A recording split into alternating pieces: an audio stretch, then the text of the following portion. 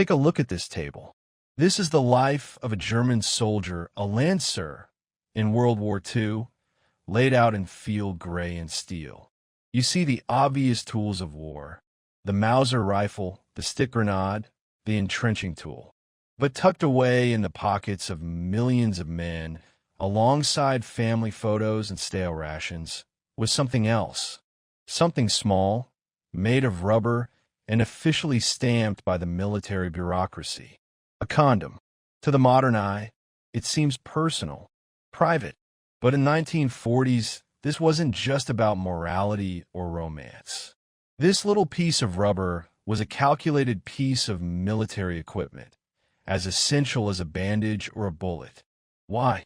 The answer reveals the brutal truth of a soldier's life.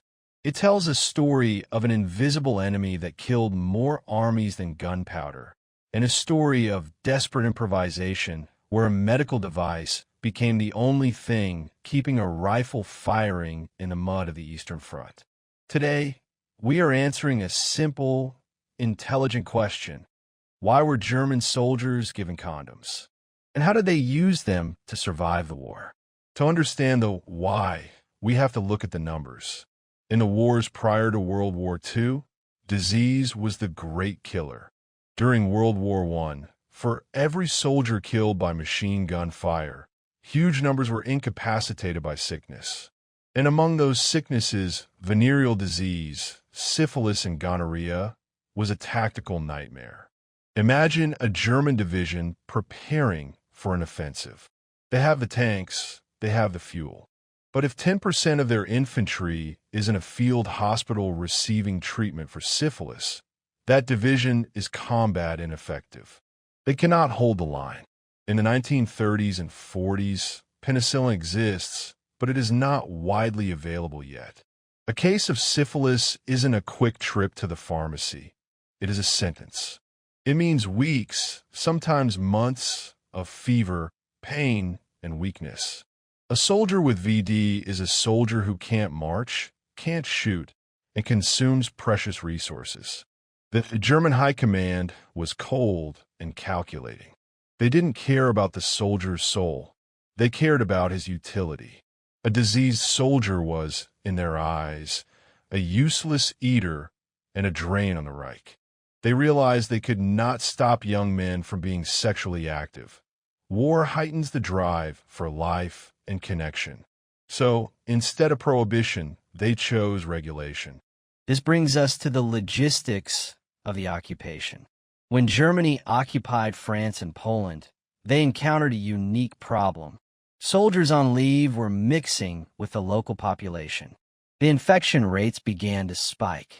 The German solution was the Wehrmachtsbordel, military brothels. This is a dark chapter of the war, but necessary to understand the distribution of condoms. The German army set up controlled establishments. These weren't hidden back-alley affairs. They were regulated by military doctors. The women were checked frequently. The soldiers were issued condoms, often the brand Frums, and were legally required to use them. If a soldier contracted a disease, he could be court-martialed not for immorality, but for damage to military property. That is how the army viewed the soldier, as property to be maintained. The condom became a standard issue item, distributed alongside iodine and bandages. It was an admission of reality. Men will be men, but the army must remain an army. This brings us to the logistics of the occupation. When Germany occupied France and Poland, they encountered a unique problem. Soldiers on leave were mixing with the local population. The infection rates began to spike. The German solution was the Wehrmachtsbordel, military brothels. This is a dark chapter of the war, but necessary to understand the distribution of condoms. The German army set up controlled establishments. These weren't hidden back-alley affairs. They were regulated by military doctors. The women were checked frequently. The soldiers were issued condoms, often the brand Frums, and were legally required to use them. If a soldier contracted a disease, he could be court-martialed not for immorality, but for damage to military property. That is how the army viewed the soldier, as property to be maintained. The condom became a standard issue item, distributed alongside iodine and bandages. It was an admission of reality. Men will be men, but the army must remain an army. But as the war turned, the German soldier found himself far away from the cities of France. He was in the steppes of Russia, the hedgerows of Normandy, or the deserts of North Africa. Here, the enemy wasn't just the opposing army, it was the elements. The mud, the sand, the water. Let's step into the boots of a soldier in 1943. You're living in a trench. Everything you own is wet. Your maps are dissolving into pulp.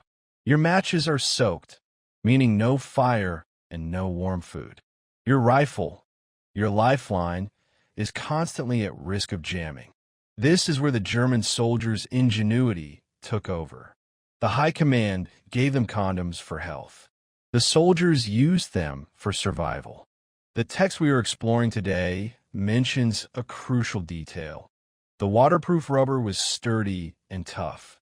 The most famous alternative used was for the Mauser K98 rifle.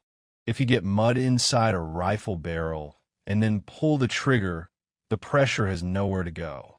The barrel can peel back like a banana or explode, killing the shooter. Soldiers discovered that a condom stretched perfectly over the muzzle. Here is the brilliance of it. You didn't have to take it off to shoot. Because the rubber was tight and elastic, when the bullet left the barrel, it punched right through the latex without hitting the sides. It didn't affect the accuracy at all. But until that moment of firing, the barrel was hermetically sealed against rain, grit, and mud. It wasn't just guns.